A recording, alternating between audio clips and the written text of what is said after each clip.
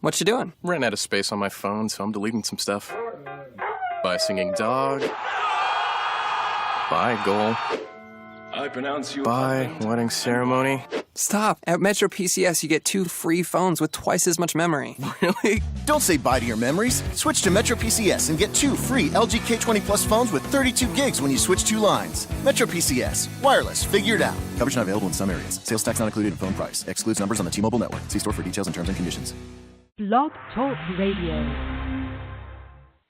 Well, it's Saturday morning, and it's 10 a.m., which is once again 11 o'clock Central Standard Time. What is it with me in Central Standard Time saying? It's 10 o'clock in Wisconsin time, let's put it that way. And I'm so very excited that I found the time and I was able to facilitate an interview with this lovely lady who you're going to appreciate and adore just as much as I do. Aria McKenna is her name, and we have so much ground to cover because she's such a versatile, such a well-versed, well-taught, well-educated individual that it's just an honor for me to be hosting Aria this morning. Before we begin, I wanted to very quickly address this, and I did publicly on Facebook, but I wish to, once again, some very dear friends of mine, and very sadly, I might add, have encountered some very serious medical concerns. My girlfriend, Sharon, very, very dear friend of mine in Pennsylvania, who's also a motorcycle rider, her husband unfortunately suffered a very massive heart attack last night. Apparently has been in a coma, and they've been having a difficult time waking him. They're probably one of the best, most romantic, most loyal, most loving couples I know.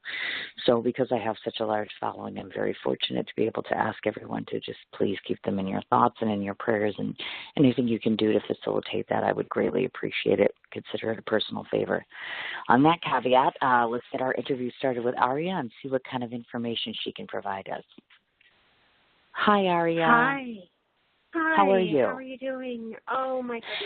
I'm so sorry. I just heard what you said. And well, you know, you don't plan these things. It just kind of happens. Yeah. And I thought, oh, my gosh, I'm more worried about talking right because I had these this dental work done yesterday, and I had these extractions that were done, and I didn't realize. I wonder if I'm going to sound like myself because this is the first real time I'm talking, and I'm on the air with you. So, Joy, this is going to go really well, isn't it? Well, it is because my kids are sleeping. I'm like, the kids are asleep right now. It's really quiet. I have so much to ask you. There's so much about you that I found out when I creeped on you. Because, like, when you have to research somebody, you're like, I didn't know she did this. I didn't know she did this. So I'm, like, so excited. So we're going to talk about a lot of things. First of all, I have to ask you for some advice. I'm so jealous. Okay. She speaks Italian. I've been wanting to speak Italian forever. I'm like, let's buy a book for dummies that says, let's teach you in 3 easy steps. But I have you on my show, so I can ask you. Tell me the dummy way to learn how to speak Italian. It's a romantic, lovely language, and I'm wondering, how did you learn, and how fluent are you, and is there any quick sort of things I can do to learn this fast? I would say the dummy way would be go live in Italy for a little while, and you'll just pick it up. Oh, yeah, that'll work. Kids, let's go there for 6 months. No. That's easy. No, I mean, basically that's how I learned. I lived in Italy for a couple of years. I actually graduated from high school there. So I was just really, really fortunate to have that opportunity. I graduated from a boarding school in Rome, Italy. And I had an Italian boyfriend.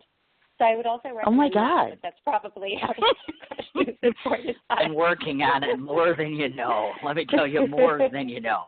Not working, but we're still trying. Every time I go to New York, you know. Yeah, he used to, really grill me and make sure that I said it with the perfect accent because it would drive him nuts if I said something and it sounded more Americanized. So I think I do pretty well at this point in time. Oh, nice. I absolutely love the language. Nice. It's so beautiful, and it feels like there's this part of me that is Italian.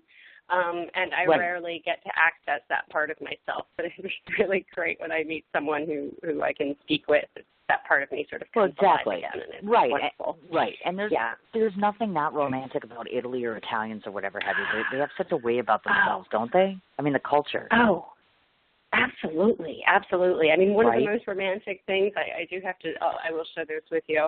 So my Italian boyfriend, I remember there being this one point in time where we were in a fight. We were arguing. We were on the street. I was barefoot on the sidewalk, and it was a little chilly outside, and we were in the middle of this fight, and he looked down at my feet, and he took his jacket off. He put his jacket on the ground and made me stand on his jacket while we were fighting. Oh, my God. Are you serious? I'm serious. How amazing is that? Oh, my God. See, and that sort of thing doesn't happen in New York. Let me tell you, folks, because I've said this on our time, but I'm sure you agree. You go there, people mad mug you. That's what I love to say all the time. I'm like, they mad mug you. They don't even look at you half the time. And then when they do, they won't smile at you. Sometimes they won't even acknowledge that you're there. And then try driving in the city. Oh, my God, I could go on and on about that forever. So it's a very different culture. It's very loving. It's very romantic. See, so you know what I'm talking about, obviously. But I just thought, oh, my God, that is so neat. That is neat that you can do that. Do you teach your child? Have you taught your child to do that? To speak in another language? I have tried, and she resents me for it. She's like, Mom, speak English. Come on. And then sometimes I'll just switch into the Italian anyway, and then I'll tell her the translation in English, and occasionally she'll respond. Like I'll say something in Italian, and then she knows, she understands it. Sure. And I'm like, see, look at that. I did teach you something. She's like, you're just so adorable. No, oh my gosh.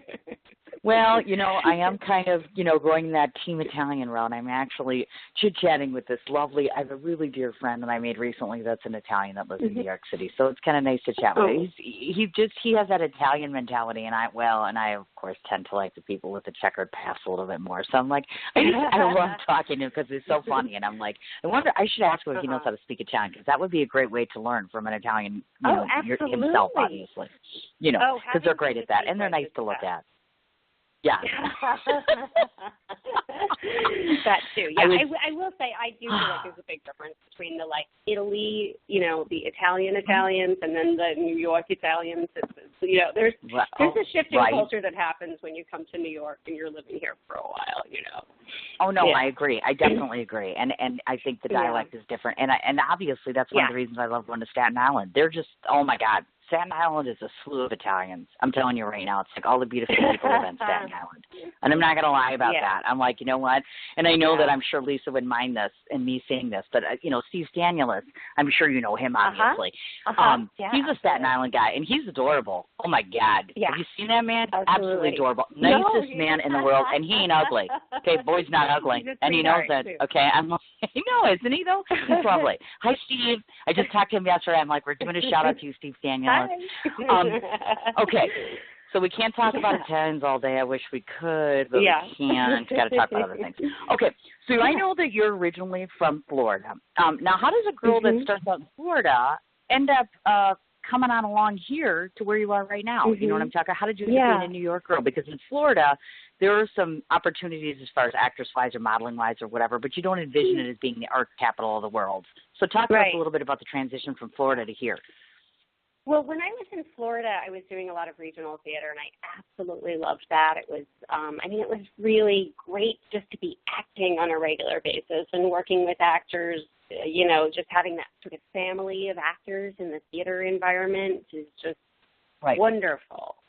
But for one thing, that's a few things. I didn't feel like I could keep that up in terms of constantly moving from place to place to place and never really having an opportunity to meet someone special and have it develop into something. And so that was part of my motivation. But I also always knew that I really came alive with film. I love the intimacy of film. And, theater, you always have to project to that back row. And, so I knew I wanted to make that transition. And there weren't as many opportunities in Florida for that. So I was deciding whether to move to Los Angeles, which I actually lived in LA for 7 years as well before being in Florida that particular time. But I was deciding whether to move back to LA or to New York. And one of my motivating factors was that I knew if I came to New York, I'd be able to use public transportation, and I would not have to be sitting in a car all the time going to auditions. And that was something that always bothered me because I always felt like, always feel like I want to protect this planet, and there are things we're doing that we're just dependent on. And I was dependent on the car to get around, especially auditioning and going from place to place. And I felt like I was contributing to the problem more than I wanted to be contributing to the problem. So I felt like I'd have an opportunity to kind of put my money where my mouth is by being here and doing public transportation. Yeah. Gotcha. Well, and that's just it. That's one of the other things. That's one thing that gravitates me to moving to New York eventually once the kids get grown. I'm tired of having a vehicle. I'm tired of dealing with all of that, and plus the pollution side of things, the emission side of things, all that good jazz. There's many benefits to the public transportation things, and let's face it, I'm not going to lie to you. I've driven in New York. I'm going to die if I keep driving in that city. People are rough, I'm telling you. I mean, you could get killed by a taxi cab. You know this. You could die by way of taxi, literally. Taxi cab drivers don't care if they pick you off. They don't care what they're doing. I'm like, it's just scary there. So I'm like, I definitely don't want to do public transportation. And the other thing you mentioned about theater, I've had other people talk about theater experiences, and I guess one thing that I've always been curious to ask, is it an easier crowd to play to in terms of that versus some of the stuff you've done on television per se or some of the other more stage things? Because you get that immediate gratification. You already know what they're thinking versus if you go on television, you never know until people are watching, ratings, etc.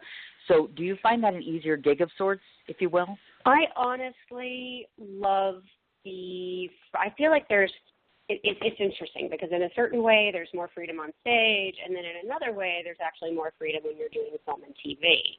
It just depends on which aspect you're looking at. So obviously theater is more of the actor's medium. You do what you do while you're on stage. You're being directed. There's all sorts of things that are up to the director, but when you're in it, it's really the actor's driving the show. So in film and TV, totally opposite in so many ways. However, what I love about film and TV, if you think something, it comes through. If you're on stage and you're having an authentic emotional response to whatever's going on with you, they might not see it. So you have to kind of go above and beyond what is really going on sometimes in order to reach certain people. And that's the part of it that I wasn't totally crazy about. You kind of have to, you shift gears. There's this, and it's interesting when you go from theater and then you go back to film and then you go back to theater. You kind of have to readjust each time you make that transition sometimes. Yeah. Oh, I imagine. And do you find that you are a stronger actor in the theater versus something, let's say, on the screen? If you were to do a self-assessment, if you will. I prefer film, to tell you the truth. I really do. But I do think that it depends. Okay. There's times I could say, oh yeah, I feel like theater is really my medium. But then there's other times where I feel like I really thrive in the film environment. I think what really matters is having a supportive team around you as well. When you're working with the right directors, everything just clicks, and the right actors around you, everything just clicks. And so going back and forth between the two, shouldn't make that much of a difference. But there is a transition point that happens, depending on your time in life and how much you've been doing, and then stepping into the theater arena, and then how much theater you've been doing, and then stepping back into the film arena. It's just an adjustment. Gotcha. Now, if memory serves me correctly. No, I mean, I follow what you're saying, but of course, some of us that are not in the acting world, like I've only tried to act once, and I'm like, most of us already know our weaknesses, and I'm like, this isn't happening. I'm never going to be able to act. I mean, I can put on a good persona on radio, et cetera, but I'm like, there's just no way I can act because I suck. It's as simple as that. And there's no, you have to own your strengths and your weaknesses. You know that. You know what you're best suited to when you're doing it, I think. Plus, audience response makes a difference, of course. I was going to mention, I know you've done, did you not take master classes at the Moscow Arts Theater Company, right? Yeah. I worked with someone named George Stanoff for many years. And he was incredible. He was partners with Michael Chekhov. And so he's an icon. And he passed away, unfortunately, but it was a great honor to work with him. And to really work with this method, which wasn't, it was different from the Stanislavski and Meisner techniques. It was more really relying on imagination, but there was an aspect to the technique that to me felt very spiritual and metaphysical, and it's kind of hard to assess in a very short period of time, but it was, let's just say it was an amazing, amazing honor to work with him. He was so inspiring. I loved him dearly. Oh, and I imagine. I imagine so. And the other thing, that's interesting that you brought that comment up. My next question was going to lead to that. I tend to try to ask actors, like, for instance, we just saw, my kids wanted to go see Suicide Squad. I don't know if your child is into that thing. That's like the new big movie right now with the villains being heroes. And it was mentioned that the lead actor, one of the lead actors, Jared Leto, is a method actor. And, they talked about certain techniques, things he did while he was rehearsing, et cetera. So I'm curious, most of the actors that I interviewed tend to be method actors. Would you consider yourself more of a method actor, yes or no? And if not, tell me your technique in terms of when you're prepping for a scene, what are the three major components that you need, meaning environment-wise, mentality-wise, to get in that moment, to make it work? Yeah, that's really interesting because I've found that it really depends on the character that I'm playing. I've adjusted my technique quite a bit depending on what I'm working on. Sure.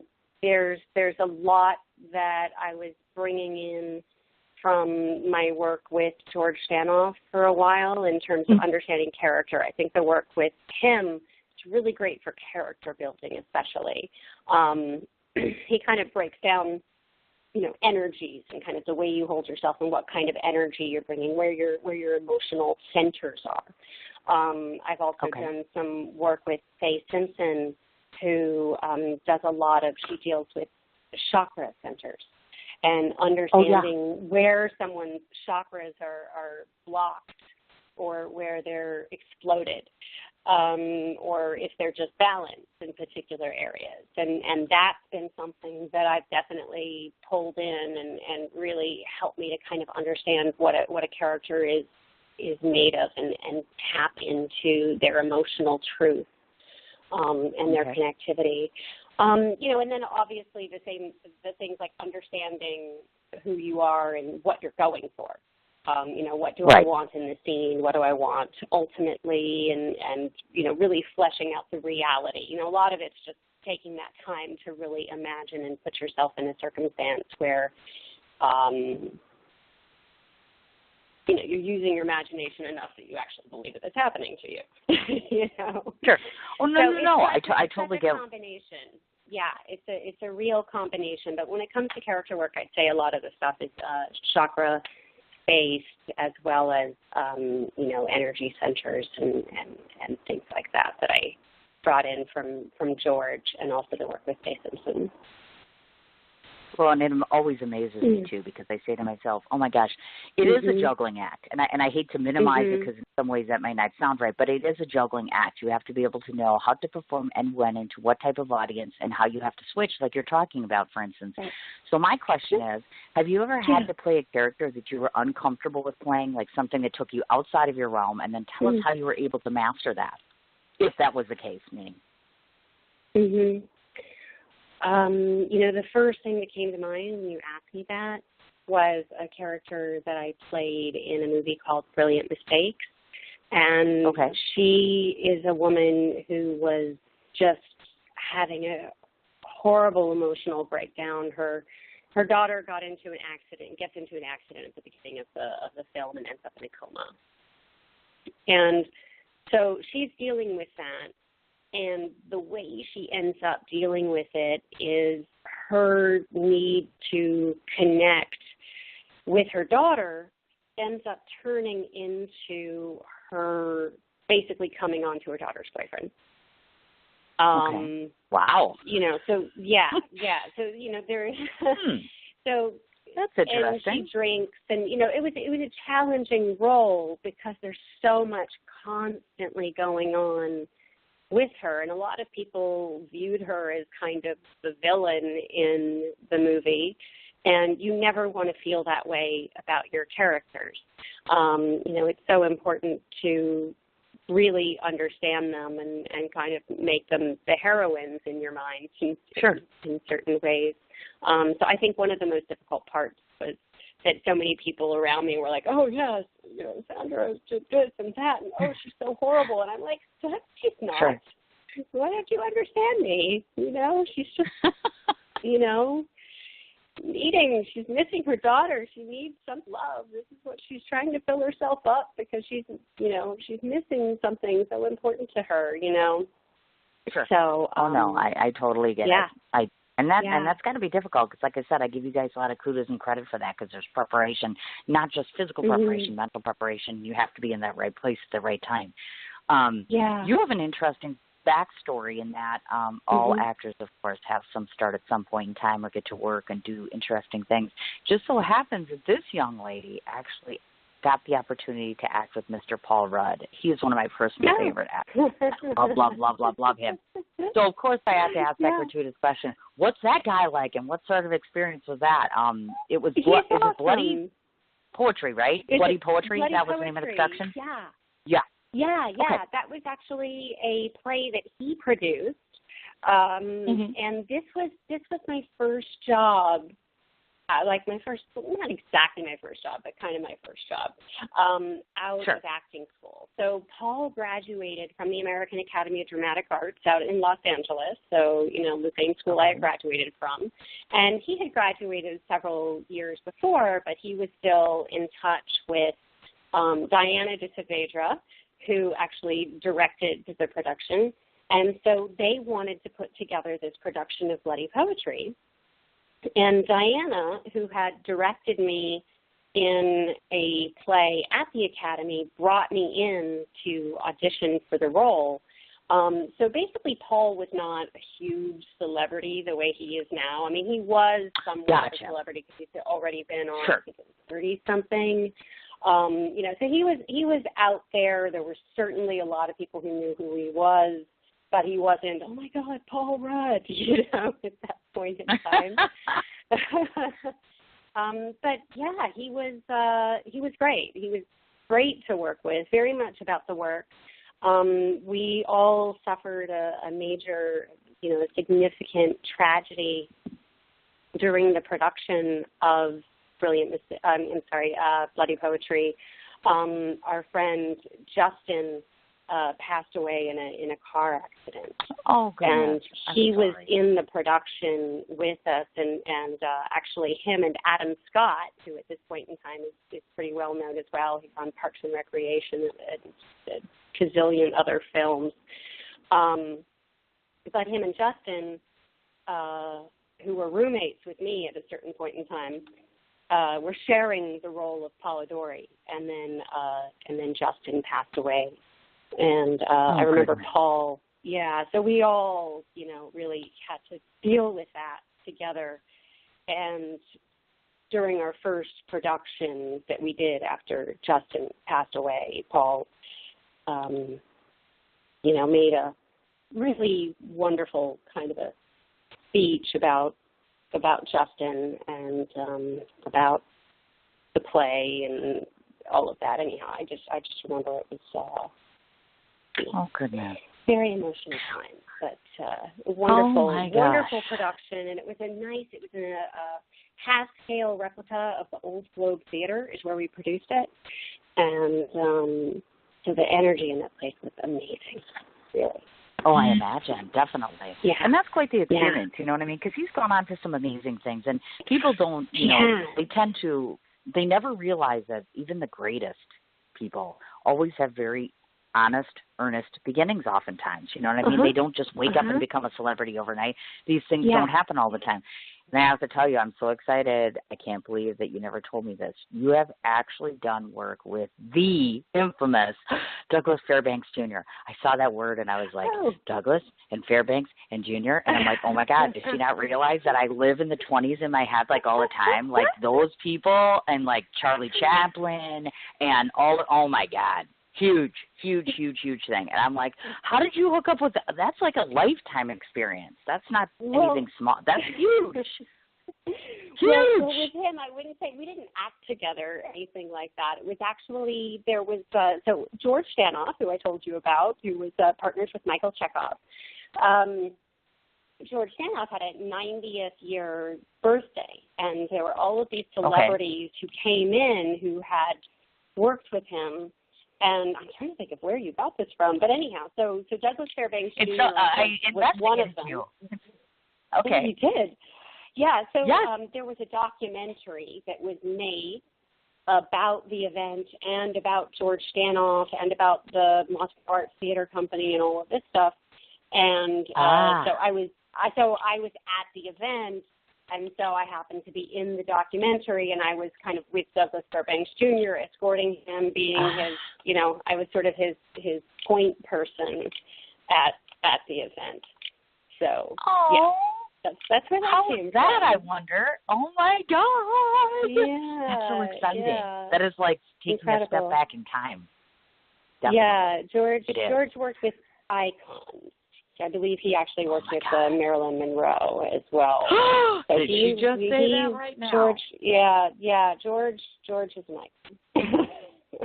Oh, my God. I can't even, and I ask this question oftentimes, and I know that you're familiar enough with this to be able to answer this question, and so am I. I talk a lot about independent film, and I work very hard to try to support many, many of our friends who do indie film.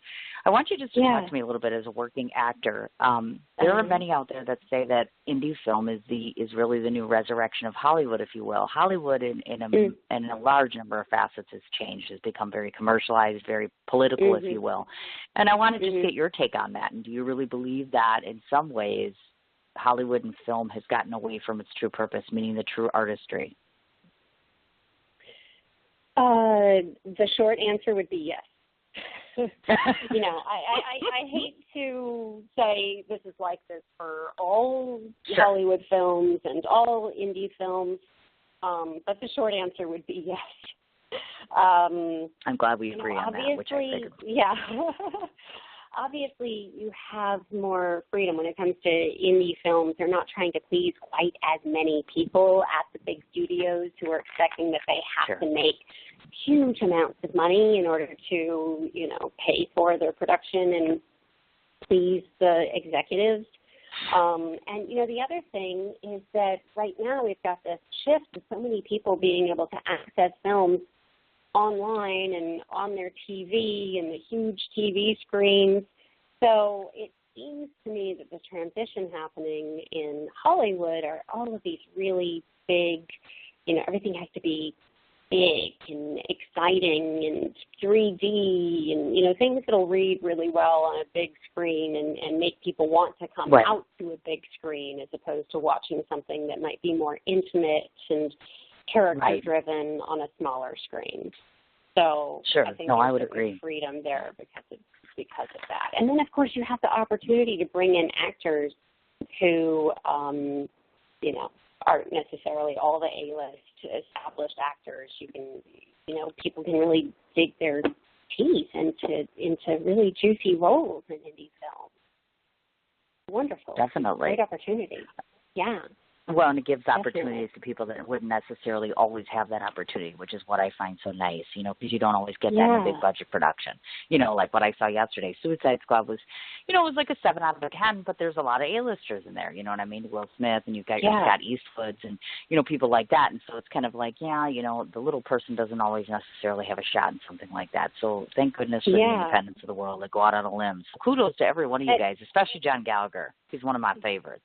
Got to say, hands down. I love that guy. I love that guy more than life itself. Well, among many others, obviously. Yeah. Well, we all help each other out, or at least we try to in any case.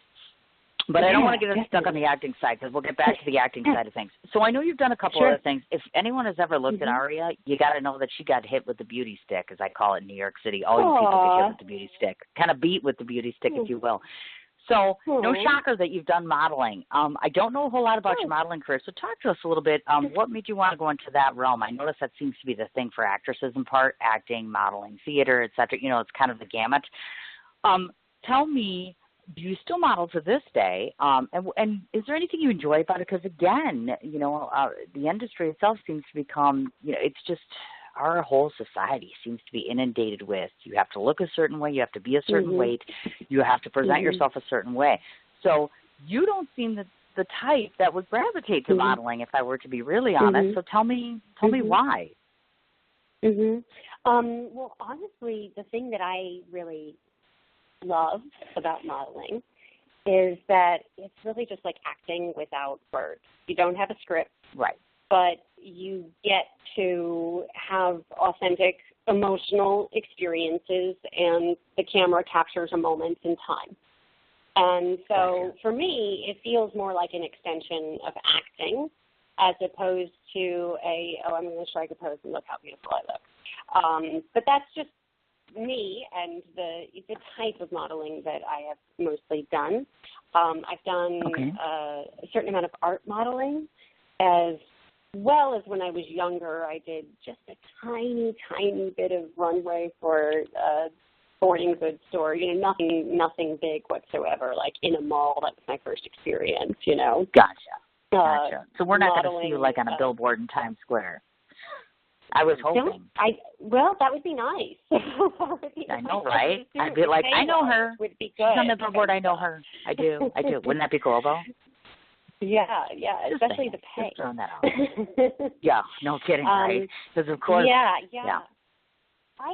There was a photographer that I met out in Los Angeles, and it really started just with me meeting headshots. And then he wanted to do some more creative modeling as well, and so that was one of the ways I really got into it. Is we ended up taking just tons and tons of shots, going out into the desert, shooting out at Joshua Tree, and finding volcanic rock and doing poses within this volcanic rock. And so for me, it was a very creative extension of my artistic sensibilities, and working with someone who just saw something that was, a part of the earth and the natural landscape, and then you get to go out there and be a part of that landscape and have an authentic connection to it. To me, that's the stuff that really charges me up and makes me feel like I'm creating art as opposed to just kind of standing in place.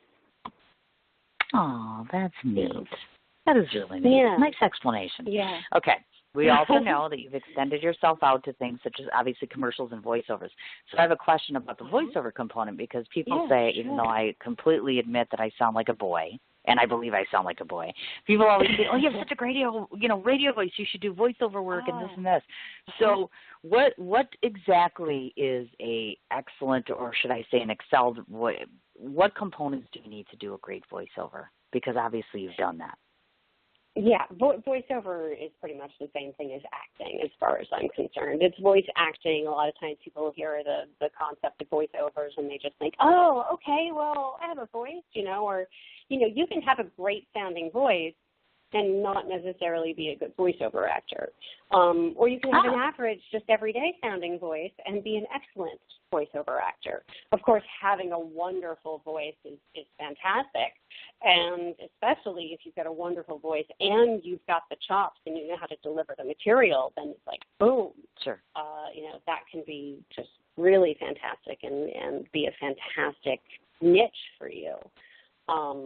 So I've done quite a bit of voiceover coaching and ran a voiceover coaching business where I directed demos, brought people into the studio, and that was really fun. Very creative, putting together a demo for somebody and hosting agent nights, things like that. Gotcha. Yeah, but, to me, it's like you really approach it like you would acting. You create a little story around it, and you find that authentic connection to what you're saying and to who you're talking to. And, it's definitely, and it's really fun. And one of the things I love about it is I especially love audiobooks. I've done some audiobooks. And that is a blast because you get to switch from character to character to character. And you get to play characters that you would never get to play because you wouldn't look anywhere like those characters if you were doing something on camera. But if it's just your voice, I've gotten to do some things in Italian and with an Italian accent, and that's a blast. Jealous again. Oh my God, with the Italian thing, you're killing me. You're just killing me with this thing. Oh my God. Italian. It's a great challenge. I find especially the audiobooks is a huge challenge, but actors tend to really like challenges, so it's a blast. Oh, of course. Definitely, without a doubt. I wanted to preface this and mention that I know that you're a graduate from the American Academy of Dramatic Arts. I would like you to speak to this about this because there's a mixed version, and I want to get your version on this. I myself, obviously, I went to school for journalism. I never finished, but I had children, marriage, etc. So there's some people on one side of the fence that say, like in my case, you can become a success story without requiring or needing education. On the other side of the fence, some people are insistent, and especially in a career of acting, and nowadays because it's so competitive and there's not enough opportunity and so many people wanting to do it. As being a graduate of an academy yourself and being educated, and I assume you do continuing education, how vital or necessary is it for you to have a very versed background academically to make it a success as an actor? I think training is huge, personally. But I also really believe that everyone has their own way. We've all, let me see if I can phrase the reasoning behind this. That's okay. I think part of what acting classes teach you to do is to get out of your own way. And, you know, you're exercising your imagination muscle. You're also learning certain techniques, and all of those techniques, all of it can be really, really wonderful because you learn to experience what it's like to live in your truth while acting. Some people can do that more easily than others. You know, some people are constantly out of their own way. Some. So, you know, because I mean, I hear some people say, oh, I never got trained and then I just started acting. And some of them are great. So I'm not going to, I'm not going to knock them for doing what they're doing if they're doing really well at it and they're, you know, if they're successful and they're really good, I'm not going to say that they're not just because they didn't get the training. That being said, I will always support the importance of going and getting that training. And, you know, you can start off being good and then you can become incredible with training. So, of course. Have you taken some of the classes from some of our friends? Because I know Aria McKenna has done classes before. Jen Gallagher does classes. We have different friends that actually do that. Have you taken any of those types of classes before? Well, I have, but not with them. I really wish I could say that I had, but I haven't. Sure. Unfortunately, finances haven't quite allowed me to. No, I understand. I get it. Yeah, but absolutely, I've done all kinds of continuing education with various casting directors at different points of time, and I love that kind of stuff because you get the immediate feedback from the casting director, and you get to work in a way that feels more practical, where you're using the techniques that you already have, and just you know, honing in and fine tuning them. So, of course, gotcha. Now, one of the testaments to know that she is doing a good job, back in 1999, first place, National Society of Arts and Letter Acting Competition. Tell me how you scored that one. What exactly did you do for that? That's so exciting. That's awesome. That's a huge honor, isn't it? Yeah, it was. It was incredible. That was an acting competition. It happened in Jacksonville, Florida, but they... people in from all over the place, from all the southeastern United States came in for that competition. And it was basically monologues for that initial end of things. Nice. So I did something from Shakespeare, which I absolutely love. And I believe I did some Tennessee Williams as well, if I recall correctly. I don't remember what I did. See, now explain this to me. I don't get that. I don't get that. See, I've written for 20 years, and I have no comprehension of Shakespeare. I just don't get it. Am I just an idiot? Because I don't get it. I'm like, I just don't get it. It's like way up there, and I'm like, okay, I'm an idiot, and I don't. It's like embarrassing. I'm a writer, and I don't get Shakespeare. It's tough material, right? I mean, it's hard. I love Shakespeare. I love it.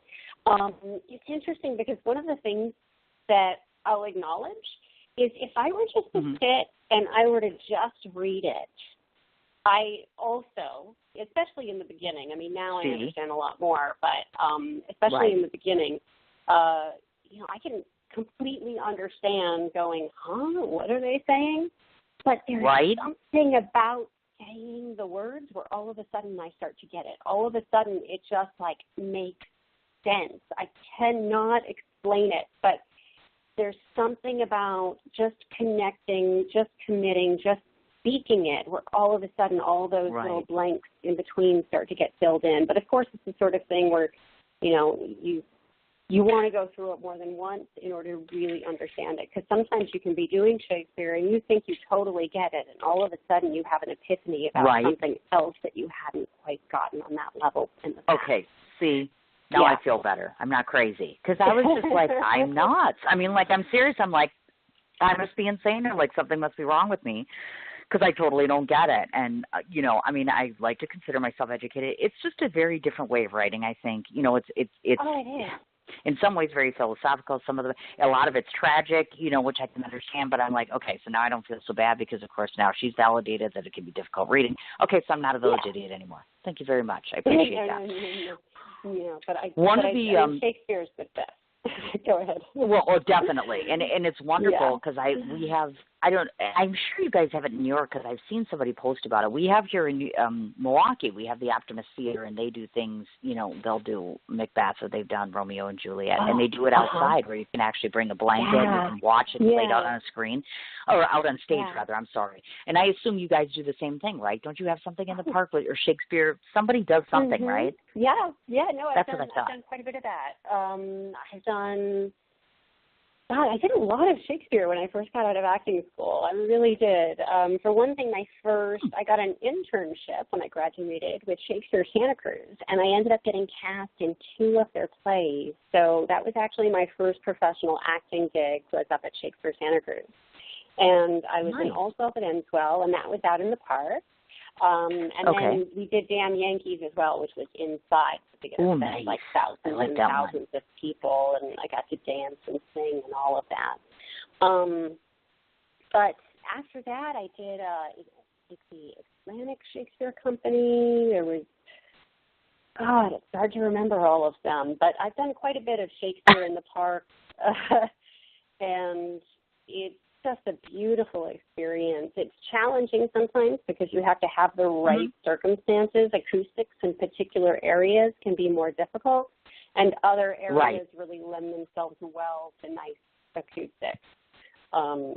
But Shakespeare in the Park, it's just so fantastic to see all the families come together, and I love seeing those little kids in the front row who seem to get everything. They're just like looking and not, I'm just saying that when you've got the actors up there acting everything out, it makes a huge difference. So you've got kids sitting there just totally getting everything. Because you've got all kinds of like physical acting and all of that. And I love, Shakespearean humor. It's fantastic as well. So, yeah. Awesome. Absolutely. Now, I've noticed that one of the components or one of the things that we have in common, I have done teaching on and off for some time, and I know that you've facilitated as acting as a teacher at certain parts of your life, and we both have such a great enjoyment out of that. So I'm just wondering, if you could tell us of one experience, and this has happened, I think, to every teacher out there, where someone has come to you and said, you made a difference, or you taught me something I didn't know, or in some way how you've touched the life of another through teaching. If you could explain that to us, that would be great, because I'm sure that's happened. Yeah. No, that's really sweet to say. I'm trying to hone in on one in particular, to tell you the truth. But I do get that from my students. And I think one of the things that happens with this particular, with acting, I think that one of the gifts that we have as actors is to get people to just be more in touch with themselves and different aspects of themselves. I think that in the society we live in, people tend to feel like they have to compartmentalize and sometimes not express themselves or, you know, push aside what their actual desires are and what their, you know, what really means a great deal to them for the sake of pleasing other people, especially in a professional kind of environment. When I was first teaching voiceovers, I got a lot of students who, this was when things were really rocky financially, you know, here in the States. And so a lot of people had lost their jobs and were looking for something else. And so they figured, well, why not actually do something that I had always wanted to do and always felt like I couldn't do? And so that was a really wonderful experience in terms of getting people to reconnect with that part of themselves that they had lost or suppressed for a while. So, you know, that was something I got a lot from those students at that particular time. But yeah, you know, there's not a single incident that stands out, but there are lots of instances that are coming to mind right now. I imagine so. Yeah. And one of the best things, and I think we can agree on this, is any time that, and that's why I say every one of my, including yourself, of course, every one of the people that come on my show are celebrities. They entertain, they educate, they inspire, they motivate. To me, that is the classic definition of any kind of a celebrity or somebody that you should look up to, of course. And I think that the best part about teaching is being able to leave an imprint on someone, whether it's in their head, whether it's in their heart, and they take that with them. They may not use it all the time, but I've seen actors. You've seen it too. You watch the Oscars, and some of them are out there thanking the very first teacher they had or recognizing some of the art that they've been taught by one person that touched them. So I do think that there is a huge benefit, huge bonus to being able to teach someone something that they can create with or carry with them, definitely. So thank you for doing that. In case nobody told you that, you should be thankful for that. That's a big deal. Thank you. You're quite welcome. I appreciate that. Very sweet. Of course. That's why people come on my show, so I can tell them really cool things that I never have time to tell them because now I can't breathe anymore. So I'm like, okay. Really and speaking of gratitude, my goodness. Well, that's my job, darling. That's why people come on the show. Now, I have to just take a moment and like 3 seconds here during your interview because I'm standing in my living room right now and you can hear absolute silence. So we're going to throw a shout out to my thousands of listeners to let them know I have the coolest kids in the world because my 2 sons are home right now and they're in the living room and they know their mom's on radio and listen to them. Not a peep. They're doing so well, patiently waiting for their mother to get their job done. So thank you, kiddos. I love you. And that would be that response. They're like, who are they and what are they doing? So speaking of kids, let's talk about Phoenix for a minute. Tell our audience what you want them to know about your daughter, and more importantly, you know, sometimes it's a two-edged sword. Like some people that I talk to that are in the business are like, oh my God, I never want my child to go into that. And on the other side of the fence, they're like, yeah, you know what? I want them to be nothing more than being just like me. So where do you stand on that pendulum? And more importantly, how does she deal with mom being actress and model and teacher and wearing 1,000 hats? Because I know it can be very challenging as a mom. Yeah. Well, early on in her life, she actually did a few things with me. And, you know, I felt so passionate about what I'm doing that for me, bringing her in and seeing that she actually had some talent, I loved that. But she didn't want to continue it. You know, she had shown, kids change so much so quickly, right? So in the beginning, she used to do all kinds of things where she'd like really pose for the camera, and she was like uber expressive, and so it all seemed to make sense. But then she did a short film with me where her character was actually a very central character. She actually has voiceovers that tell the story, a short film called Colors. And she did a music video with me. Nice. She was great. She was great in that, just such a natural.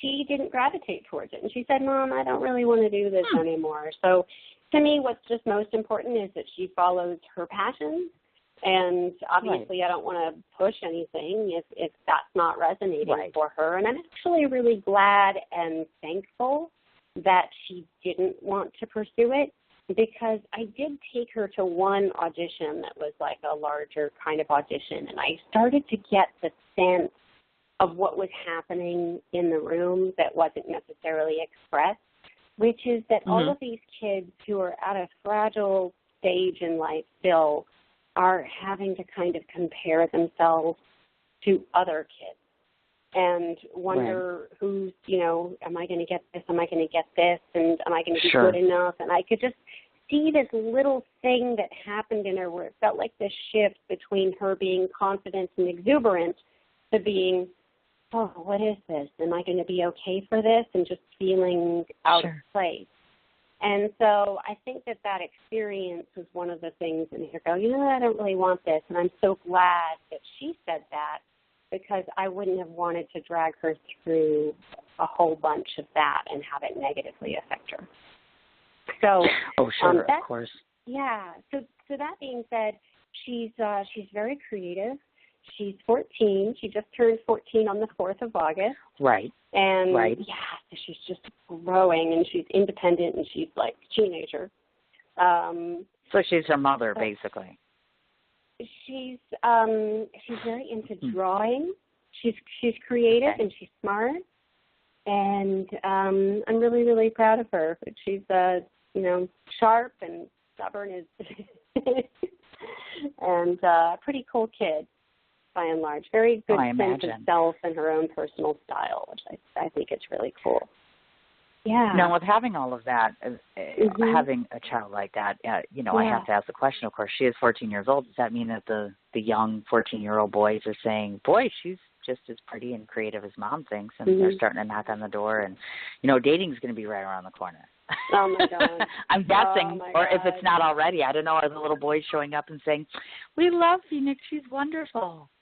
Yeah, it's interesting. I think that Phoenix is actually pushing that away somewhat. It's really interesting. Really? I was really worried about that. She had really beautiful, long, flowing, blonde, wavy hair, like gorgeous. And she just decided to cut it all off, and she colors it different colors and wears really big glasses. And I feel like she's carries herself in a way where she doesn't necessarily care about getting attention from boys. And it's really interesting. I think somewhat that it's a self-protection mechanism of not wanting to get too involved with stuff she's not ready for. So, and I'm thankful. And I imagine so definitely as Mom. But now we're going to switch to Mom for a second. So why don't you just tell everybody your current, what's your current status, Aria? Oh. You're not married, are you? No. Nope. That means you're single. Yep. That means all the boys listening to my show. Did you hear that? Single, working, mom, actress, New York City. Have you looked at her? That's all I'm going to say. I've looked at her. I've met her in person. I know what she looks like. What's wrong with you men?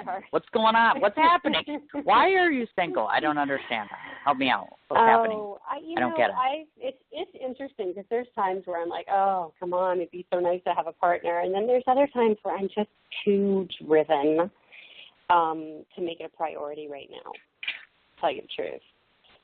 Really? I feel like there's so much I need to do and get done. Sure. And so I just haven't gotten to that place where I'm really prepared to drop the work that I currently have on my plate and set it aside. I hate to say that, but that's kind of the way that I've just noticed with that going on lately.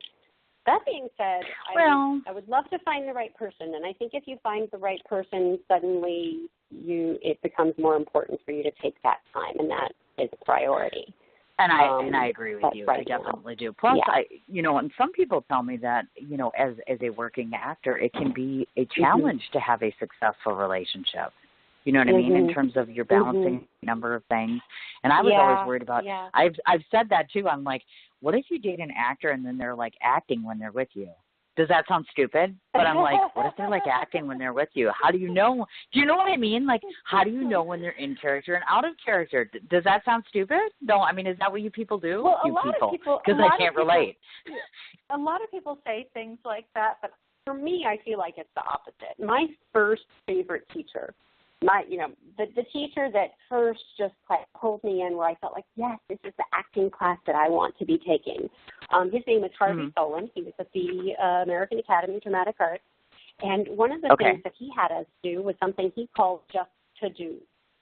And it just had to do with when you're out there in your daily life, if you have an instinct, to follow it. And to just be as completely honest with yourself as you possibly can be. And that honesty in your real life makes it easier for you to carry through with that honesty on screen. So to me, that's what feels right for me. It's very important to me to feel as honest as possible in daily life. But, people can be different. But,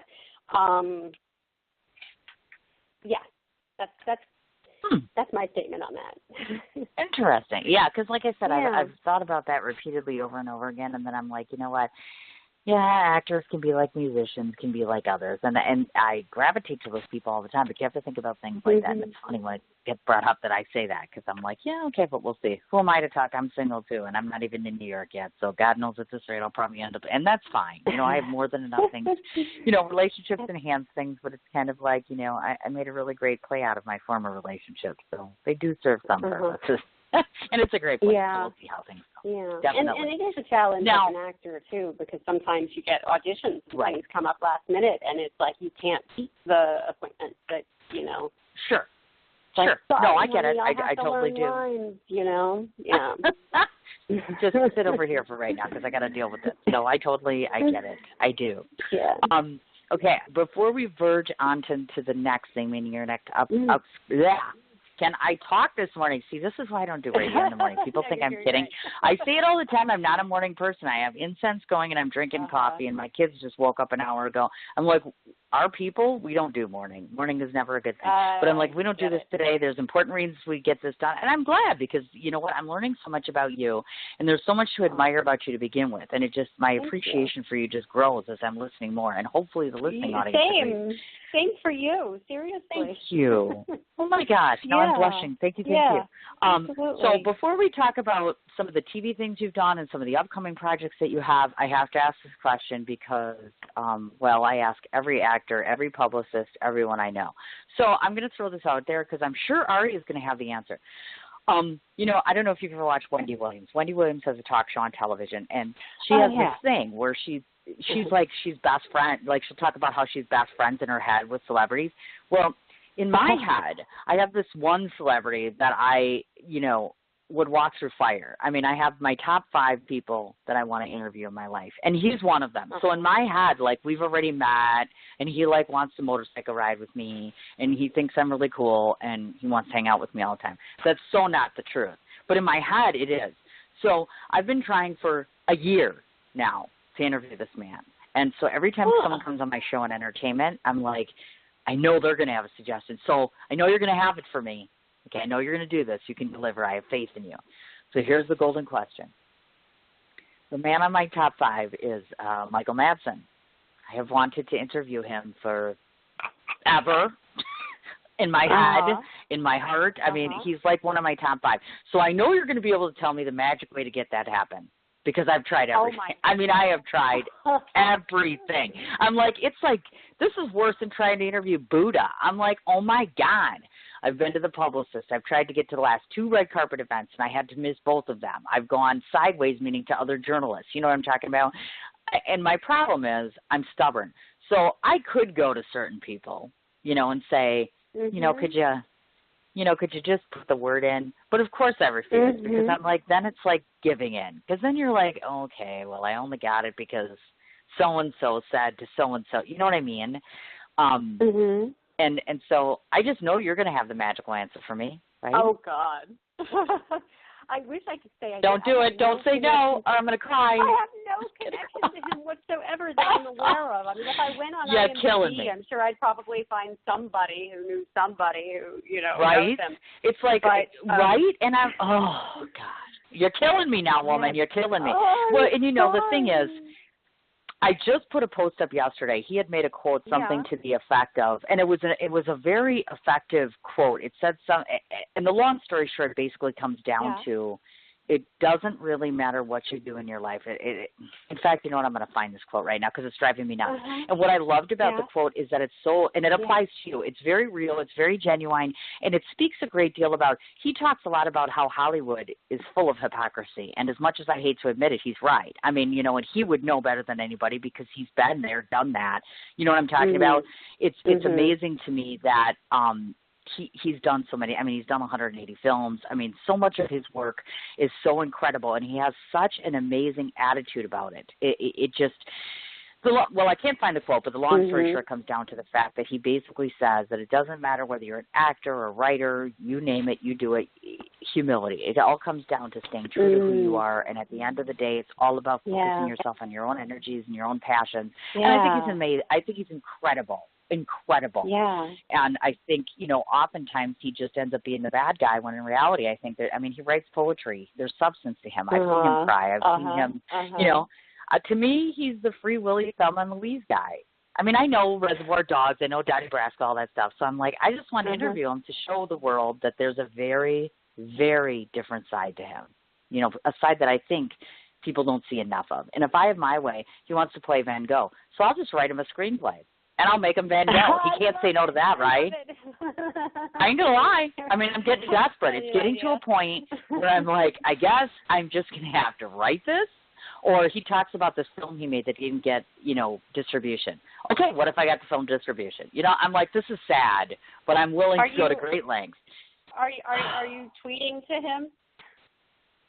Well, I think the bottom line comes down to, I know, like, for instance, you're on my show right now. I'd like to believe that I'm good at what I do, and I'm very modest. Okay. I work every day on trying to be a better person and be a better professional. But I think he could do a lot worse. You know what I'm saying? I'm like, I think I would do him justice. I think I could do a tremendously good job with him. Absolutely. Absolutely. But he needs to find that out himself. You know what I mean? And I'm like, I just, and I'm not going to lie to you. I mean, I could just stare at him all day. Like, just look at him. I mean, he's not ugly, right? Like, oh my God. But enough about him because apparently he can't help me. Oh, I'm going to cry now. Thanks a lot, Aria. Sorry. Ouch. I was so close. I thought she's going to have it, but no. Okay, fine. We'll move along. Not yet.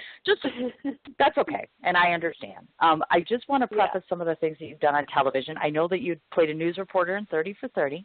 You've done Celebrity Ghost Stories. You've done The Haunting of. You've actually participated in a production called Kovar. So TV, the one thing that I want to ask about the TV component things, people don't understand this. Give us a little glimpse into, out of all the TV roles you've done so far, which one was closest to the real Aria? Meaning, which character would you pick out to say that that's really the most of me in there? And then talk to me about one role that you worked the very hardest to get. Oh my God, you're good. Thank you. I do not have an easy answer to this. I love that answer. You're good. Sarah just made my whole day. Thank you. Out of TV, it's so interesting for some reason. I mean, in TV, I've played a lot of, like, tortured ghosts and women who are having affairs with their pastors. And, okay, then. A prostitute. Oh, my. Really likes drugs. So as far as one that was most similar to me, right. It's really hard to say. I will say that I feel like somehow I've gravitated towards a lot of roles that are very tortured and emotionally vulnerable. And I guess I'm emotionally vulnerable, and that's why I've gotten so many of those roles. But it's interesting, too, because I feel like there's a period of time where, I've done all of these just really just emotional, just difficult, kind of gut-wrenching roles. And now I also feel like I'm moving into another period of my life where I'm like, okay, I want more. I want to be happier. I want more roles that are fun and where I don't have to cry and I don't have to die in childbirth and all of that. So yeah, what was the other part of that question? Well, first of all, was which character was most like yourself, and then second of all, just tell me about a TV role that you really, really struggled to get, and we're so proud of yourself because you're like, yes, I aced it, I finally got it. Yeah, I don't know. I mean, as far as like really, really struggled to get, I mean, you audition, and it's not like I ever had to go talk to someone in order to like, hey, just get me this role. Like I've never done that. Sure. I've heard that people do that, and that's fantastic because it takes chutzpah and they're focused, and I admire it. I get it, Sure. But it's like you audition, you either get the role or you don't get the role. Right. And and sometimes there's certain things where I've auditioned and then it's just led to more roles where they've called me in and brought me in on other things that they're producing. And there are some things I haven't had to audition for, which is always great. Oh, of course. I agree with you. Definitely. Now, before we move on to the biggest portion, meaning your upcoming event and, of course, Global Cooling Project, et cetera, the two things that you told me that's upcoming, for one, we're going to talk about Brilliant Mistakes, and then, of course, Right Hand Red, which is at the Warsaw International Film Festival. Yeah, it was. It was up for a Grand Prix award, I believe. Oh, my God. That's awesome. Yeah. I mean, it's not there now. This was several years ago that I did it, but it was one of my favorite projects, to tell you the truth. Craig Gilbert, who was the director, he just gave us a whole lot of freedom, really trusted his actors, really let us work very organically, and they did things in a very unique way in terms of being able to shoot a lot of material in a fairly short period of time for what we were doing, because the camera was kind of like a fly on the wall, the sort of thing where it's like a handheld and they're following you around and kind of moving around the room a bit. And so they have that ability to catch a lot more without doing a whole bunch of, okay, now do that again. Okay, now we're going to get this angle. Now we're going to get that angle. It was done in a very just organic way. I loved the character I played was this mother who was, dealing with a child who was very challenged, physically challenged, and the relationship between the mother and the father and the amount of time that she had to take with her child. It was just a wonderful experience all the way around. Oh, I imagine. That's awesome. Yeah. And Brilliant Mistakes is the upcoming, is that correct? That's what's coming in the future? Oh, no, that already has been done, actually. Okay. That premiered at Flicker's, and that was, I think, a few years ago. And that was my first feature film, and really good, juicy role. So it was a wonderful experience and another wonderful team putting that together as well. Aria does. Yeah, the wonderful. upcoming. Hello. Aw, thanks. The upcoming thing I would say is so far. Aw. Oh, yeah. Yes, that's another thing. But first, I don't want to forget about this because I forgot to ask you about this. We were supposed to be reunited at the documentary event that you had held that you had hosted in January. So I didn't want to forget to ask how everything went with the event, et cetera, and tell us about your participation in that. Oh, it was great. I was basically just hosting a documentary about climate change. And I put it together through TUG, and it was great because it helped pull in some money for the project that I'm working on as well. Not a lot, but enough to feel like I could move on some things. But God, I feel terrible. I'm blanking on the name of it. What the heck is the name of that film? It was such an amazing film. See, and I'm trying to think too, because it's early morning and you're making me think. Thing. I know. And I can't do it early morning. You know, it's like one of those things. I just said to my brain is still. Yeah. I know, right? You're like, what time am I in right now? I know for you it's afternoon, so technically you could pop that mimosa and that might help your memory. But I didn't just say that because we're not supposed to advocate that stuff, but I would do it. But still, I got kids, so I can't. But no, I know what you're talking. I totally know what you're talking about. And now I can't remember either. It's going to drive me nuts. Yeah, and it was about climate change and the relationship to consumerism. And this changes everything. I believe it was called This Changes Everything. And very powerful film, and I'm pretty sure. Right. Pretty sure. Okay, and you would be pretty sure that. Okay, and I feel bad. I can't remember. Yeah, I brought in some guest speakers as well. Margaret Klein Solomon, who climate. Oh my God! Oh, I feel terrible. I'm blanking. I know, right? Nonprofit organization. And you know what will happen? Swimming around in my head right now. You'll get off of air and you'll be like, off of this interview and you'll be like, now I know, because then you won't be on air anymore. I know, because this happens to me. It does. Okay, so I'm not going to make you stressed out to think about it, but Go ahead. No, I just. Sorry, dear. Yeah, just that I brought in these activists who are really engaged in helping to solve these problems. One of the things that Margaret Klein Solomon organization is really focused on is really clarifying the fact that we're in basically a World War II scale fight against climate change, and that we need to act accordingly. Because right now we're facing a situation where we're on the verge of extinction, and that may sound extreme, but you've got animals in the ocean who can't grow. I mean, their shells are just disintegrating because the ocean is acidifying. The ocean is acidifying because there's so much carbon in the atmosphere, and one of the biggest carbon sinks is the ocean. So that's acidifying the ocean, which is destroying sea life.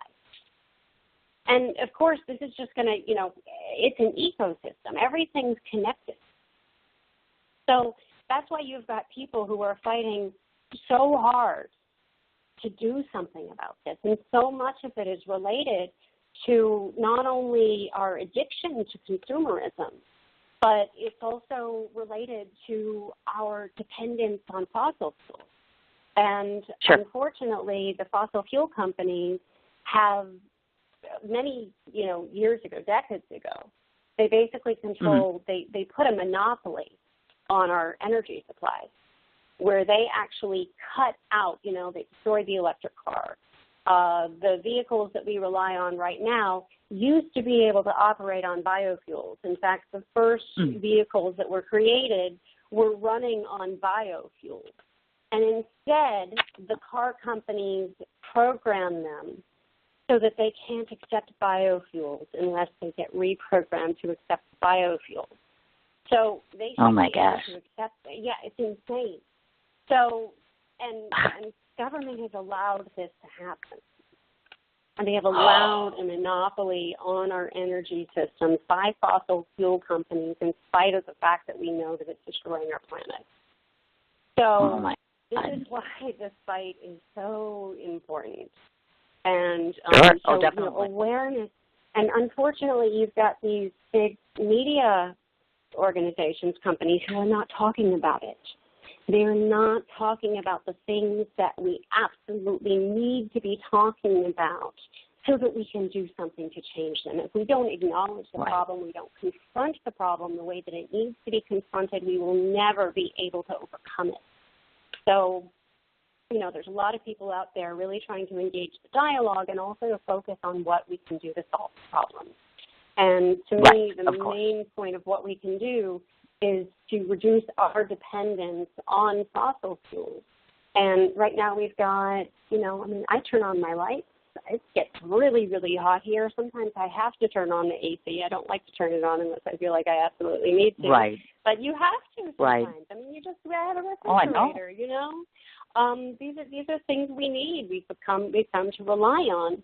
But there are companies that can help pipe wind energy into your home. You can put solar panels up so that you aren't relying on coal or natural gas power plants and these kinds of things that are destroying our planet every time you turn on the light. So, right. But a lot of it is just a lack of awareness and education, and it's not in our faces enough for us to go, oh, my God, yes, let me just do that. I could take 5 minutes right now and do something that's going to have a humongous impact on my children and help them to live in a planet that's a bit more viable, where perhaps there's a little less droughts and perhaps the sea level isn't rising quite as quickly, and maybe we can do something to get ourselves on the right ship again, where our food and our water isn't toxic. Correct, and you have to think about it. We're right, and we're both mothers, obviously. So of course we have our future generations, our children growing up. We have to think about what they're going to have for necessities and how intense and how bad is this going to have to get before people start opening their eyes and realizing you're hurting me, you're hurting our future generations, you're hurting our planet. It's as simple as that. Now, we have to be one of the things I want to quote. To those solutions. Exactly. One of the things that you have said, of course, is that economy and ecology can live together side by side. So explain to the folks that are listening in, how do you feel that's attainable or possible, and how can we do that? Well, to me, I think there are some organizations and companies out there who are doing really, really wonderful things, and there's also a lot of them that are doing really, really horrible things. So, it's important to understand the difference. It's not, it's not that we have to never buy anything in the future and all go live in tents. Obviously, you've got companies who are putting up solar panels. You've got companies that are supplying wind energy. You've got companies who are making mayonnaise, but all of their factories are completely powered by solar energy, and they use glass instead of plastic, or they have I went out and visited this company in Los Angeles, and I think they're absolutely amazing, earth-friendly products. They make cleaning supplies. If you ever see a bottle, they're even in Walmart. I think it's called Ecos. Yeah, ECOS, Ecos. And really great cleaning supplies, but they are a zero-waste facility. They're 100% clean energy facilities. And, they really put a lot, and they're completely non-toxic, all-natural ingredient products. So you're not spraying neurotoxins around your house and then thinking it's clean while your kid, your baby picks something up and sticks it in their mouth. So, these kinds of daily choices really have a huge impact. If you remember when we had the humongous hurricane that hit Louisiana, there was water everywhere, and that water was toxic because of the toxic products inside people's homes. And unfortunately, this is another sort of thing where we have been told that these things are safe. We've been told that this is what we need in order to do, A, B, or C. But the reality is that we don't, and that they haven't been, really tested that they're safe. And so, certain companies are doing things in their best interest, but not in the best interest of the people who are buying their products. I agree, it's important definitely. to distinguish between the two and to have that kind of awareness and just to look, see where does the energy come from on this product that I'm buying, because they'll usually have a little symbol that says where they come from. If they're made from recycled materials, those things make a difference. Yeah. Oh, yes. And we don't want to forget to mention, of course, obviously, a lot of these philosophies and things that you're talking about and concerns that you have, obviously you are the creator of globalcoolingproject.net. That's one of the things that you have. The other thing that I absolutely do not want to forget to talk about, because I think you and I talked about this privately, but of course, your Revolution Earth TV. Yeah, Revolution Earth. So basically what I'm doing is I am developing a web series. Actually, I'm trying to call it an original series because web series, when you think of it, you think of something where it's like shot on your iPhone, just a few people, not much of a crew, not much of a production value quite frequently. I mean, they can be really inventive and wonderful, but it's a different level of production, that goes into making it happen. So let's say it's an original series for the web. So we're looking at, really strong production value. But basically, I've been working with my co-creator is Jeff Abigov, and he was a writer on Cheers and Golden Girls, Roseanne, 2.5 Men. So he's been in some pretty big stuff, basically. Okay. And so he showed up, and we started talking about this, and he wanted to help me write it. So right now we have our pilot episode written, and what it is, it's a love triangle between a single mom, an environmental activist, and an oil company lobbyist. And in this way, we get to really deal with the real-life issues around climate change, but to do so in a dramatic, kind of sexy way. We actually start our series over 50 years into the future, when we have solved our dependence on fossil fuels and everything is looking much brighter. And then we go into this interview between this woman who's called the Mother of the Awakening. And through this interview, we get told this story where she starts talking about this love triangle and how she became aware of these issues. And it kind of escalates from there and turns into what I'm calling an Earth revolution, essentially. Okay. Sure. Yeah. So the idea is to use the storytelling to give people something that's fun and exciting and doesn't feel like work, but where they're still learning and they're engaging and they're getting inspired to become a part of the solution to this really, really humongous problem that we're all facing. Right. And at the end of each episode, there'll be a choice of links of something you can do to lower your carbon footprint and get involved in the solution. So things like planting trees, switching the energy source to your home, maybe making an appointment to check out an electric vehicle, or even going to a nonprofit organization or signing a citizen letter. There's all kinds of things that people can do, but they're just not put in front of us, and they don't feel accessible because we're not talking about them enough. Yeah. Exactly. Yeah. I agree with you 150%, which leads us to one of the biggest reasons that we're here today. Aria has started a campaign, and it's called Take Me to Al Gore. She would like to get to Texas, of course, to study with Al Gore, who, of course, is a huge influence on her. So I'm going to give you free rein. You're going to talk to me about why this is important to you, why working with Al Gore is important to you, and more importantly, tell all of us what we can do to get you one step closer to where you need to be. Thank you. You are a dear heart. Yeah. Basically, I got accepted into this program. It's called the Climate Reality Leadership Corps. And Climate Reality Project is Al Gore's nonprofit organization, essentially. And so as a member of the Climate Reality Leadership Corps, all of that starts with this trip to Texas, where I get to be trained by Al Gore and other people who are out there involved in his organization and out there fighting climate change. So he'll be training us to give climate talks and presentations.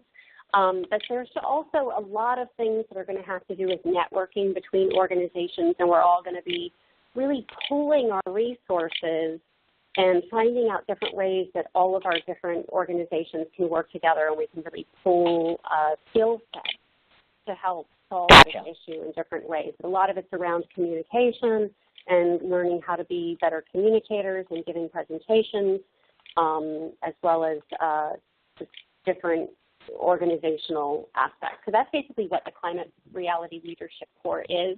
And so after going to Texas, I'll always be basically a member of Al Gore's team. And I'm really hoping, too, that I get a chance to really talk to him one-on-one and talk to him about what I'm doing with Revolution Earth, because he could be a humongous supporter that could really help make this happen. Because without a doubt, I think we have I think we've got a fantastic idea. I think it's really, really needed. I think it fills a gap of helping to engage people who otherwise wouldn't be engaged, and help people to understand what's at stake and help them to take action in a way that feels easy and fun for them. I think that's what's missing right now. Definitely. So when he could really help make this happen. Without a doubt. Is there a timeline, meaning, I'm sorry. Is there a timeline in terms of how long you'd be working with them? Like, let's say that you get accepted in and you accept this offer and you go do this. How long would you be working with them? How extensive is the project or program? Well, the training, I'm actually flying to Texas on Monday. Okay, so, gotcha. Yeah. So, and it's a 3-day training conference. So Tuesday, Wednesday, Thursday, I'll be training with him and working directly with a mentor from the program. And after that, I actually have to continue doing certain things. Like, in order to stay with the project, I have to be continually engaged in outreach and, things like radio interviews talking about climate change. That all counts, as well as giving presentations and things like that. So the things I'm already doing are going to really fall in line, but I'll be more empowered to do more on a larger basis, I believe, from being able to go there. Yeah. Exactly. Now, us as citizens, whether we're in New York City, whether we're in California, whether we're here, whether we're there, everybody makes a difference and they can help you. So what would be the most effective or best way for us to make a difference in terms of getting you where you need to be? Yeah, absolutely. Well, I have an Indiegogo page up right now, and it would make a huge, huge difference just to, if anyone out there, if you want to support the project and make financial donations, it's tax deductible. I do have a fiscal sponsorship with Fractured Atlas, so it's all tax deductible. But the Indiegogo campaign is at www.igg.me/@/Take Me to Al Gore.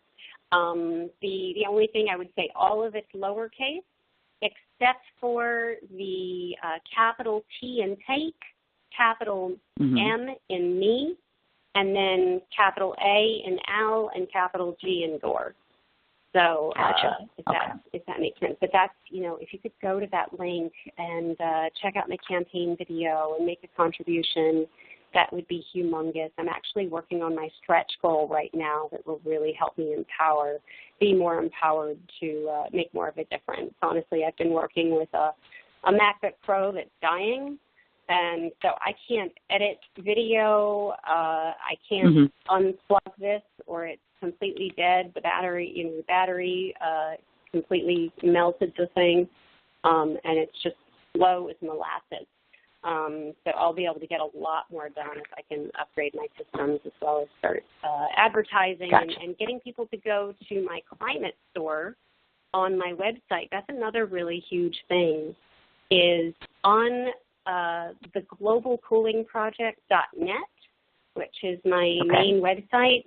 I also have a climate store. So if you go to the globalcoolingproject.net/climate store, that will take you to some options where you can check out solar energy or get signed up for 100% wind energy in your apartment. If you rent, you can still get clean energy in your apartment.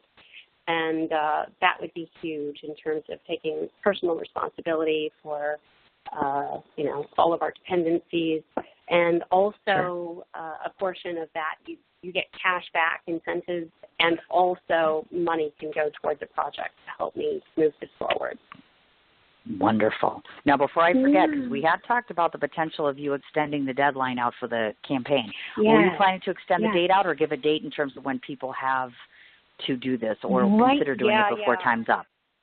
Yeah, I need to check that out today and make sure that that's something I'll actually be able to do. I think I should be able to do it, but right now this is ending on Sunday night at 3 a.m. At 3 a.m. on Sunday night Eastern time. Okay. Gotcha. Okay. And I'm just trying to get that clear. Yeah, and Pacific Coast, it ends Sunday night at midnight. Gotcha. Okay, we want to make sure that we know that, obviously. Yeah, okay, got it. That. Now, the last question I want to ask before doing the business side of things is talk to the folks a little bit, because we breezed around it, but I know the most recent thing we were talking about is Kovar. So tell the folks a little bit about the project Kovar and your involvement in it. Yeah.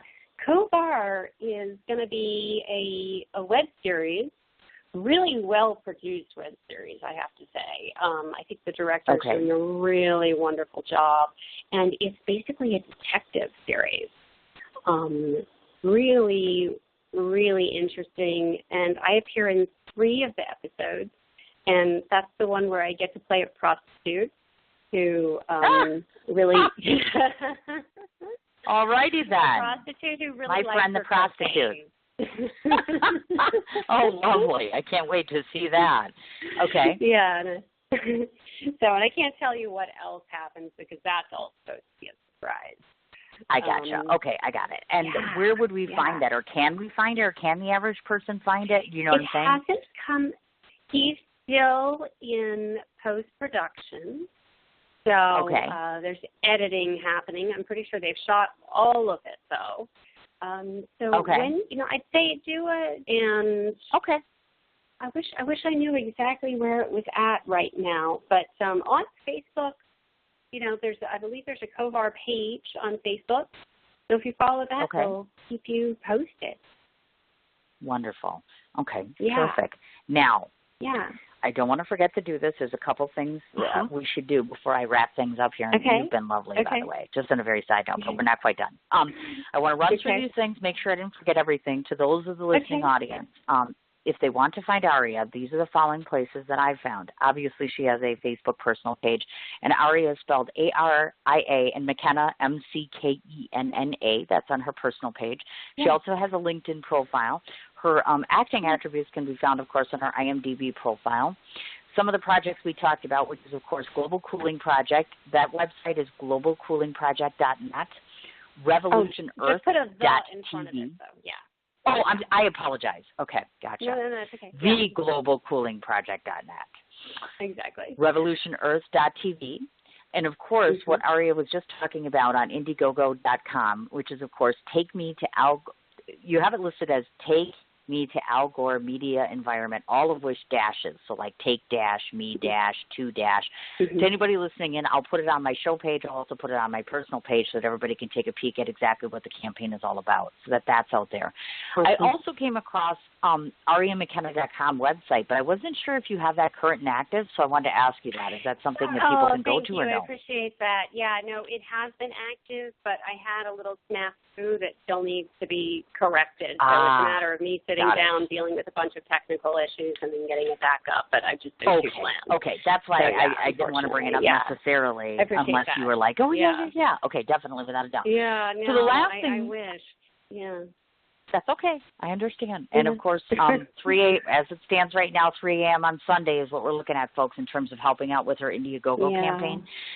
Now, because you've not been on my show before, the last thing that I do on my show is I get the opportunity to tell my guests what I think of them. So this is my 60 seconds to say to you, Aria, you get to be quiet. Some people have adverse reactions. People have cried on the show before, and people have been like, oh, my God, and then some people get silent and they don't know what to say. So it's kind of an experience, if you will. But it's the last thing I'll say to you so that you can enjoy your Saturday and I can go actually get my kids off their video game because they would sit there all day and let me do radio all day otherwise. So these are my thoughts, friends and folks, all the people listening in to what I think of Aria. And so hopefully you'll be impressed. We'll see. And this is all true. And none of this is scripted, by the way. My last spiel is always right from my heart. Never written, never composed, always just my thoughts, period. So we'll see how it goes. For those that don't know, Aria and I have met in person before, and actually we met through mutual friends at a film festival. Otherwise, I would not have been blessed to know her, as a matter of fact. So it was, thank you so much to our mutual friends and, of course, the Independent Film Festival circuit for introducing us. I have to tell you that my first impressions of her were she was just dainty and absolutely lovely, very charmed, very poised, very professional, and very intelligent. She had one core purpose, which was to talk my ear off literally about the environment. I'm not bragging or I'm not complaining whatsoever. I think that any woman that puts herself on point and on purpose for a greater good is amazing and amazingly impressive. It's one of the reasons that I wanted to book her for my show, is because she is so well-trained and well-versed and well thought out when it comes to her philosophies on the environment and preserving our future. And to me, that's a very important component because most of us possess children at home that we wish to provide safe and healthy and active environments for. So kudos to her on her activism and, of course, all of her advocacy for our environment. I think that it's highly impressive that she's taking the time and the trouble to actually try to raise money to be able to work with a very viable option in our society today that's trying to do good by our environment. So again, kudos and my hats off to you on this, and I pray very hard that hopefully today's show has done a world of good in regard to getting you to where you need to be. On the professional side, I can't say enough about her endeavors as it relates to her acting ability. I have not been fortunate enough to sit and watch something on screen, but what I can tell you on the basis of creeping behind you to mutual friends, I can tell you that all of your work has been attested for, and I'm tremendously excited to see one, if not many, of your ventures, because I'm always so proud of my artist and actor community because they put all of their heart and soul into everything they do. I can tell you now, folks, from having met her, she is all in to everything, and I don't get an opportunity to meet everyone who is like that. She puts all of herself into everything, whether it's her child, whether it's her career, whether it's her writing, whether it's her political stance, whether it's her environmental stance. Again, something that I admire. She's passionate, she's pretty, she's smart, she's funny, and she's very humble. In fact, probably too humble for her own good. She needs to probably accept the fact that she has accolades that she's unaware of as a person, as a performer, and I hope with any luck at all when I come to Golden Door, I'll be able to come and see her pretty face again because I miss seeing you and I miss hanging out with you. And that would be lovely. And thank you for coming on my show. You have an open door. Thank you. You're Thank welcome. you. That was powerful, and yes, there were tears in my eyes. Oh, she did it again, folks. She made another person cry. Look at that. And I didn't even try to. Those are just feelings from my heart. Good tears. Good tears. Yes, very, and it's important. Good. I think people need to hear what other people think of them. I think that's why I've always made that the platform at the end of my show. I think it's very important for people to understand that you're a person first and that you're, what you do is important, but who you are is just as important. So sometimes you just need to be reminded. So that's my job, is to remind you. So there you go. Now you can go hang with Phoenix. You can do whatever you want on that. And by the way, please take care. I hear it's 90-plus degrees there right now, right? You guys are having a heat wave there, right? Yeah, it's been kind of crazy. It's like and it's so humid, so it feels slightly underwater in my apartment. Oh gosh. Well, just make sure you take care of yourself in terms of hydration and things like that. You got to be careful because these things happen, and it's scary. So definitely, without a doubt. So yes, you can go off and enjoy your Saturday. Thanks so much for taking the time for me, and my children thank you because now they get to play extra time, so they appreciate that. Without a doubt. I will post all this information up, definitely, and like I said, without a doubt, please don't be a stranger, definitely, and good luck with everything. You are a dear heart. Thank you so much. And you too. I'll be talking to you soon. This is great. This is awesome. Okay, great. See you soon. All right. Have a great day. Okay, you too. Bye-bye. Bye. Folks, talk about amazing, right? That was Aria McKenna. I want to remind everybody real quickly, once again, her Facebook page, Aria, last name spelled McKenna. Her profile is on IMDb. She also has a LinkedIn profile if you want to find her from a professional standpoint. TheGlobalCoolingProject.net, RevolutionEarth.tv, and, of course, her Indiegogo campaign, which runs from now until Sunday at 3 a.m. So please, please, please, even if it's just $5, do your very best to support her. I will be posting it up on both my personal page as well as on my show page, so that this way you'll get an opportunity to read what she is attempting to achieve and try to support her endeavors. As it relates to radio next week, I'm waiting on confirmation to see if I have a show on Tuesday the 16th. I know that I have a musical group, Makar, or is it Makar? forgive me if you're listening in, 6 o'clock Central Standard Time on the 17th. And then, of course, New York City musician Matt Cooligan, another one of Bridget O'Brien's clients, at 1 o'clock Central Standard Time on Thursday. I hope everybody has a wonderful weekend. If you're in New York City, stay out of the heat. If you're in Wisconsin, stay away from the raindrops. Thanks again to Aria and everyone who listened in on the Saturday. You guys have a great weekend. Bye-bye.